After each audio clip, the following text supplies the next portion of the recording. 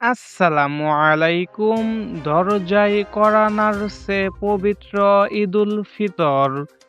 দীর্ঘ ১ মাস সিয়াম সাধনার পর আনন্দে উৎসবে মাতবে পুরো দেশ। তবে এইবারের ঈদে ঘরমুখ মানুষ আর ঈদগাহে ঈদের নামাজ পড়তে যাওয়া মুসল্লিদের জন্য আবহাওয়া কেমন থাকবে? রোদ নাকি বৃষ্টি? কেমন হবে ঈদের দিনটি?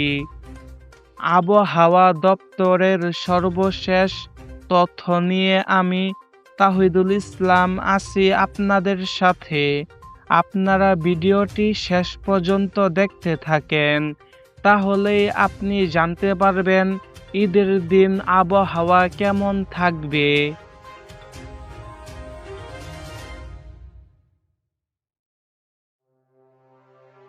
আবহাওয়াবিদদের মতে ১৮ই মার্চ থেকেই দেশ জুড়ে বৃষ্টির প্রবণতা বাড়তে শুরু করবে। উত্তর পূর্বাঞ্চল অর্থাৎ সিলেট ও ময়মনসিংহ বিভাগে মাঝারি থেকে ভারী বৃষ্টির সম্ভাবনা রয়েছে। বিশেষ করে ঈদের দিন সকালে ঢাকা ও চট্টগ্রাম বিভাগে বজ্রসহ বৃষ্টির সংখ্যা রয়েছে, যা বিকেলের দিকে আরও বাড়তে পারে। বৃষ্টির ফলে তাপমাত্রা কিছুটা কমলেও বাতাস আর্দ্রতার পরিমাণ বেশি থাকবে। ফলে বৃষ্টির আগে বা পরে ঝাপসা গরম অনুভূত হতে পারে। তবে দেশের পশ্চিমাঞ্চল অর্থাৎ রাজশাহী ও রংপুর বিভাগে আবহাওয়া প্রধানত শুষ্ক থাকার সম্ভাবনা থাকলেও হঠাৎ করে কালবৈশাখী ঝড়ের আশঙ্কাও উড়িয়ে দেওয়া যাচ্ছে না। মানে এমনিতেই সবকিছু স্বাভাবিক থাকবে, কিন্তু হঠাৎ করে কালবৈশাখী ঝড়ও হতে পারে।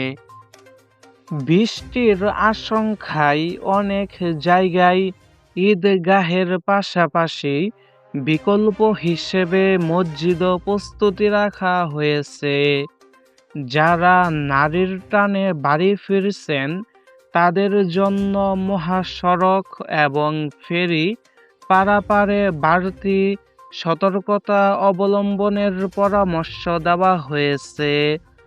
বিশেষ করে যেহেতু আবহাওয়া খারাপ, সেজন্য নদীপথে সাবধানে চলাচলের অনুরোধ জানিয়েছে বাংলাদেশ সরকার কর্তৃপক্ষ। প্রকৃতি যেমনই হোক, ঈদ আনন্দ যেন স্থান না হয়। আবহাওয়া দপ্তরের তথ্য অনুযায়ী মেঘ বৃষ্টির লুকোচুরি থাকলেও উৎসবের আমেজ থাকবে অমলিন। পরিবারের সাথে নিরাপদ এবং আনন্দময় হোক আপনার ঈদ। এই ছিল আবহাওয়া নিয়ে আমাদের বিশেষ প্রতিবেদন। ভালো থাকুন, সুস্থ থাকুন। আসসালামু আলাইকুম।